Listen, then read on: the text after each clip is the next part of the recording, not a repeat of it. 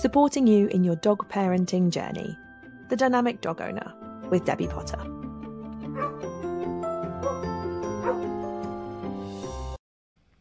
Hello and welcome to this week's episode of The Dynamic Dog Owner. I hope you are all well and having a wonderful week with your dogs.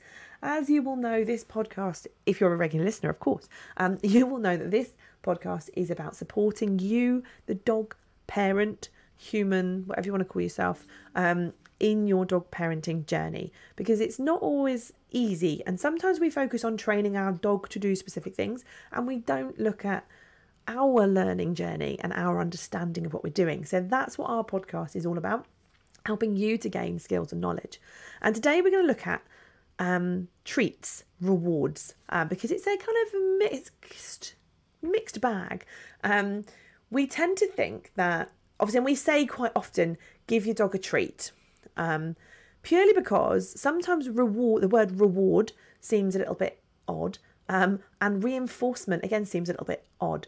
So I'm just going to clarify what treating actually means, because we use the word, like for example, if you are saying to someone, come to a dog class or dog training, bring treats with you.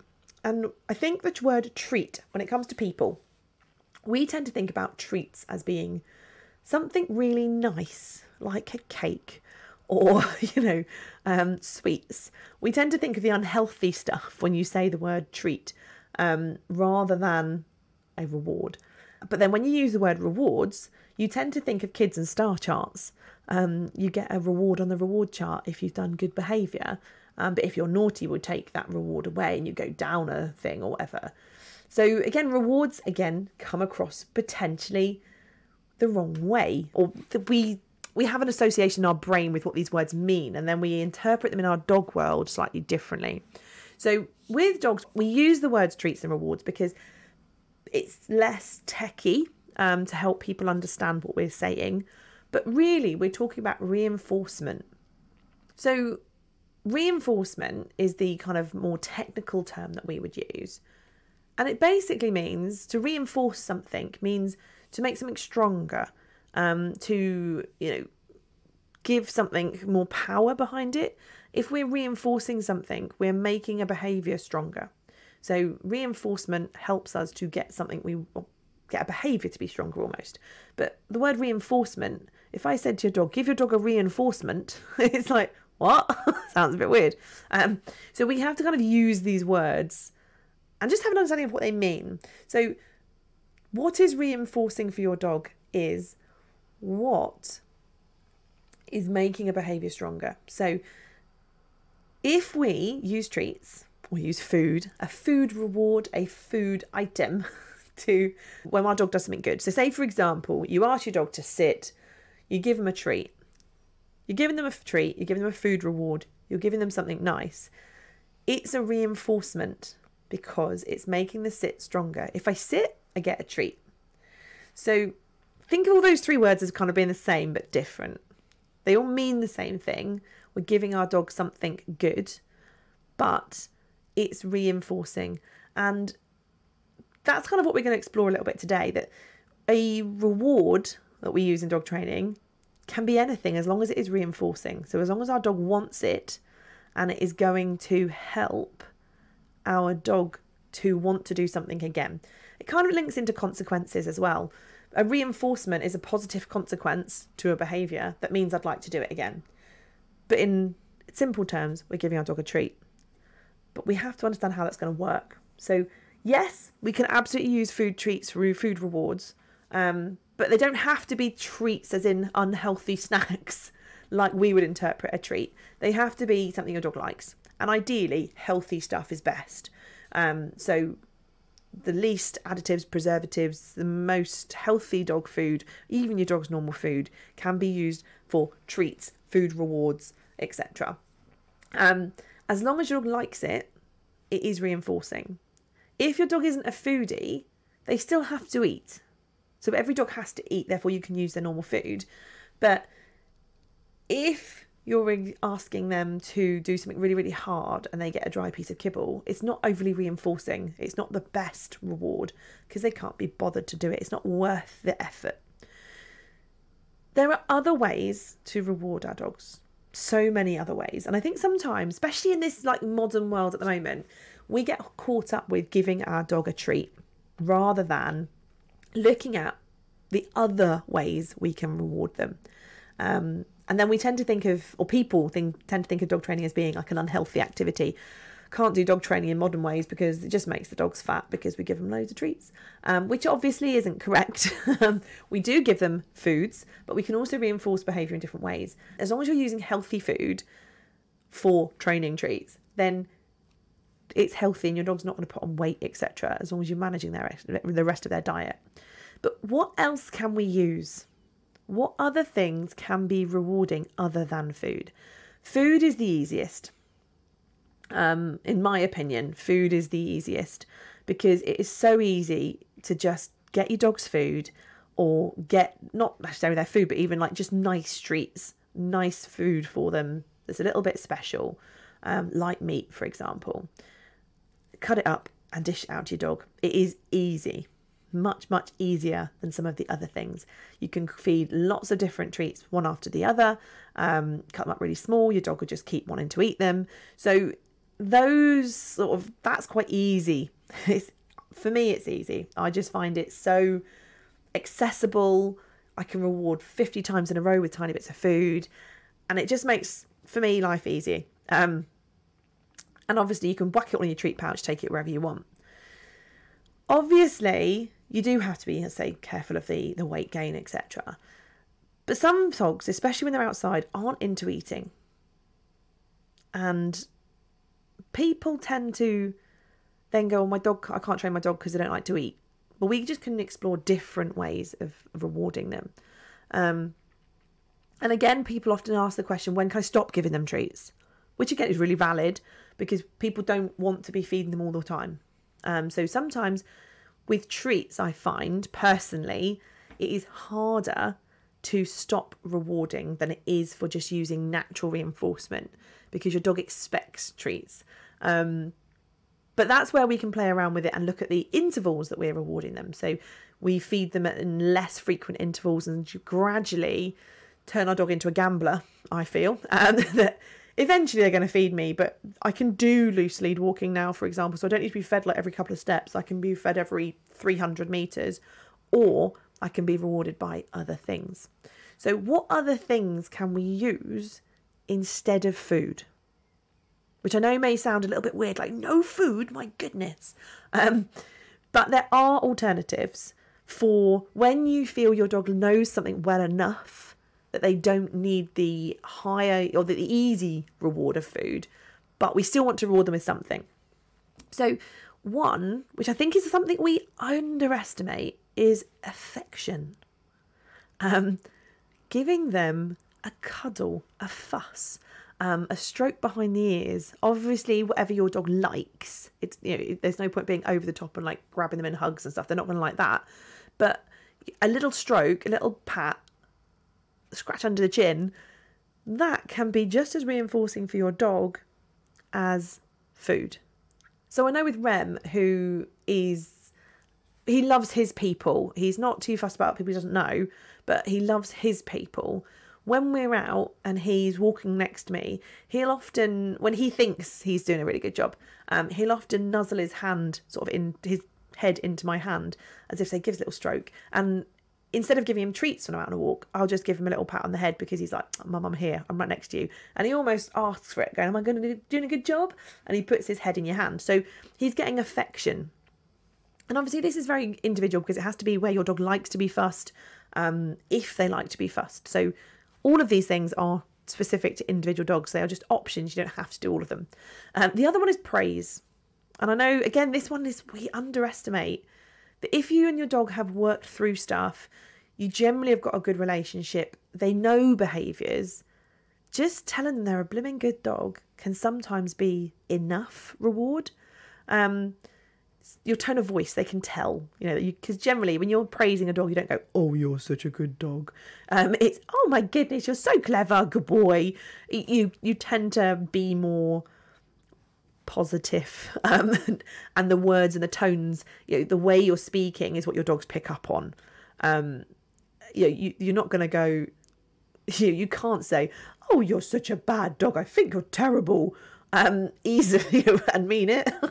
And you can't, with a harsh voice, say, oh, you're such a good dog, because it just doesn't come out right. So we naturally, our voices change, and the dogs will pick up on that tone of voice and the phrasing and our body language that goes with our tone of voice to go, oh no, I've done a really good job.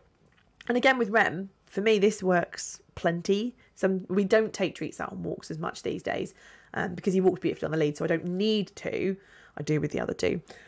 So for him, if he's walking ahead of me, because I don't mind where he walks on the lead as long as he's not pulling, if he's walking ahead of me, sometimes he'll just stop and glance back, and all I do is smile and go, you're such a good boy. And he's like, thanks. And he looks really proud, and then that carries on his walk.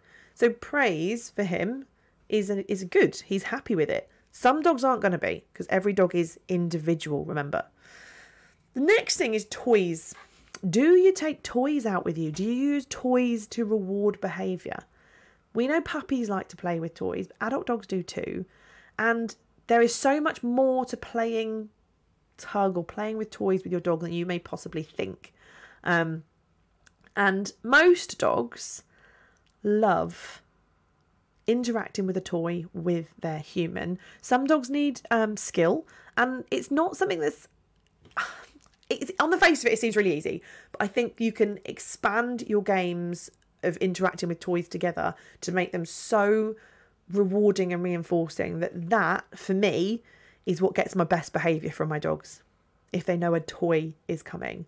And obviously most dogs like a game of tug, most like a game of fetch, but I personally don't use fetch as a reward because it's not very connecting, but I do with one of my dogs because a ball is great for him, but it doesn't mean he stays with me because then he'll take his ball away. So it's, every dog's different, but finding a toy they love, it could just be that you give it to them, or you could actually interact with a tuggy toy. Personally, my preference is tuggy toy interaction because it keeps the reward with you. If you give your dog a ball as a reward and they're off lead, they can just take their reward wherever they want, and then it's not always connected with you. But remember, again, it's in the eye of the beholder. Rewards aren't just what we think our dog's going to like. They are in the eye of the beholder, so it's around what your dog likes. My black lab Dave, when he was a puppy, he loved Barbie dolls. I don't know why. I think it's because my youngest was, 6 at the time, and she had a lot of Barbie dolls, and, you know, she liked them, and they were lying around the house a bit more. He loved the hair on a Barbie doll. So rather than her losing a lot of Barbie dolls, I went on a second-hand, like, car booty thing and bought a load of second-hand Barbie dolls for the dog. And that was his reward for recall as a puppy, which I know sounds stupid. And yes, I felt really daft standing in the middle of a field, calling Dave and then producing a Barbie doll to play with. But it's what he liked, and it helped his recall. Seems silly now, but it was his thing. But playing and interacting and giving your dog fun through a toy is super rewarding. And I find for Rem, his sit stay was solidified through the fact that he's going to get to play afterwards, or going to get to do something fun afterwards with me. And obviously toys are great, not only for rewards and reinforcement, but they provide mental and physical stimulation. They help them burn extra energy if you're playing, which is great if you haven't got time for long walks and all those type of things. And, you know, different, just like with food has different values, treats can have different, toys can have different values too. So some toys, your dog's going to go, it's all right, it's a toy. Others they're going to love. Mine love playing with tuggy toys and certain particular tuggy toys. So in my house, they are not left in the toy box for my dog to have all the time, because then where's the special reward part if I can just help myself anytime I like? They're kept out of reach in the porch or in the car, or in a pocket if we're on a walk, and they come out for a reward. When you've done something good, you might get to play with me with this toy. And therefore they start to see it as not just a toy in the toy box, but this is produced when I've done something that really pleases my human. Toys for me are a really, really powerful one. The next is access to something. So this for me is really good on loose lead walking, but access to an environment. So, and I guess you kind of think, how is this reinforcing? How is this a reward? I can't give an environment to my dog, but we can. So if you know that your dog loves a certain place or a certain environment, you can use it to your advantage. So it's finding something that is easily accessible. So for example, if your dog really likes going into the stream and you don't really like it, or sometimes you don't want them to, you can start to build that in as a reward. So say your dog loves swimming in the water. You don't want them just to run in because it might be dangerous, there might be something in the water. You can use that as a reward. So if you sit nicely, or if you recall to me, well done, you're so clever, let's go in the stream. You just have to do something for me first. If you loose lead walk, I will take you to the park. We'll get there eventually. If you drag me, we're not going to the park. If you loose lead walk nicely, you'll get there. So getting to a place, getting to a certain spot. It could be, for example, coming out of a crate, or coming out of for me it's a car crate. I don't have crates in the house, but whether you've got a crate in the house or a crate in the car, you're sat in the crate. I'm not going to open the door. Especially like for me, this is outside because I don't use them in the house. So I would say this is two different things, but outside for me, you're not jumping out of the car if you're excitable and like trying to bash the door down. When you're sat nicely or when you're chilled, then the gate gets opened and then I will let you out. And you have to be calm and relaxed for that to happen. So if you are calm and relaxed, it gets reinforced. If you're a nut job, it's not happening. So we can encourage calm behaviour. That means you can get out of the house. The final one is permission to sniff. We underestimate sniffing as being a reward because we don't give it to our dog. We can't put it in our pocket and say, here's a good smell, which is a bit weird. But therefore we go, how on earth can we use sniffs as a reward? I want to stop my dog sniffing, not encourage it more. But we can use it as a reward because we know dogs love to sniff. Whether it be lampposts, trees, long blades of grass, pea spots, whatever. Dogs love to sniff. It's so beneficial for them. And it's effectively like giving your dog access to their favourite TV programme on Netflix. We enjoy that. We enjoy watching. Dogs enjoy sniffing. So when your dog is always sniffing and gathering information, it's so reinforcing for them. They love it, love it, love it, love it. We often stop them when they're sniffing and say, come on, hurry up. Or we moan that they're dragging us to a smell. So again, we can use that sniff. If you pay attention to me, if you walk nicely next to my side, I will then say, okay, go have a sniff.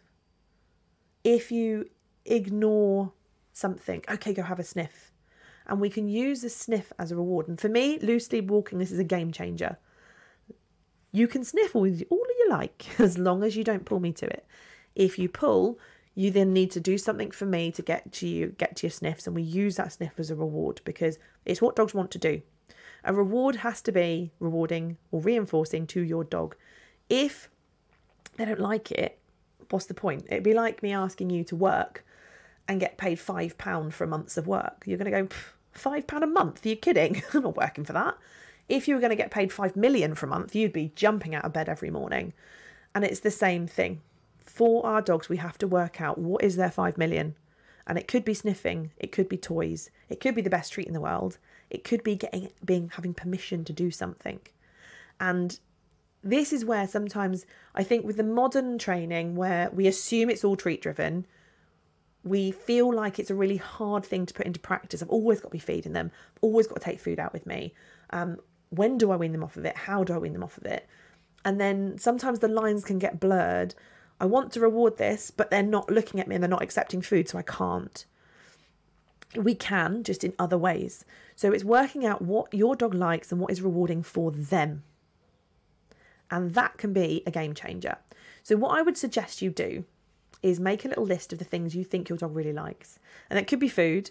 It could be their favourite toy. It could be almost what are they trying to get when they're out and about. So if they are pulling for a sniff, that's a reward. If they're pulling to get to the park or their favourite patch of grass, getting to that spot is the reinforcement. So how can I just have a little bit of manners before we get there? As always, doing your research with your dog is going to be the most important thing for you. So research, what does my dog like?